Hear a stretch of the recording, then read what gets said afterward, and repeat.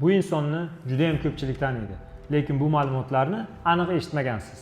Toshkent tibbiyot akademiyasi professori, tibbiyot fanlari doktori Ibadullayev Zarifboy Rajabovich Xorazm farzandi 1965-yilda tavallud topganlar. O'zbekistonda nevrologiya sohasining yetakchilaridan bo'lgan, butun dunyo nevrologlari tanigan akademik Nabmajidov imtihon oldi suhbatning o'zidayoq bu talabaning kelajagi borligi, o'qishni tugatishi bilanoq kafedraga olib qolish bo'yicha shaxsan o'zlari tavsiya berganlar. Zarifboy Rajabovich 30 yoshlarida nomzodlik dissertatsiyasini yoqlab dotsent, 40 yoshlarida doktorlik ishini yoqlab professor bo'lganlar. Zarifboy Ibadullayevning ustozlari, ilmiy rahbarlari akademik Asadullayev Maqsud Mahmudovich hisoblanadi. O'zbekistonda tibbiyot institutlarida o'qitiladigan nevrologiya hamda tibbiy psixologiyaga oid juda ham ko'p kitoblar muallifi aynan Zarifboy Ibadullayev hisoblanadi. Undan tashqari Zarifboy Ibadullayev 100 dan ortiq ilmiy maqolalar va asarlar muallifi hamdir.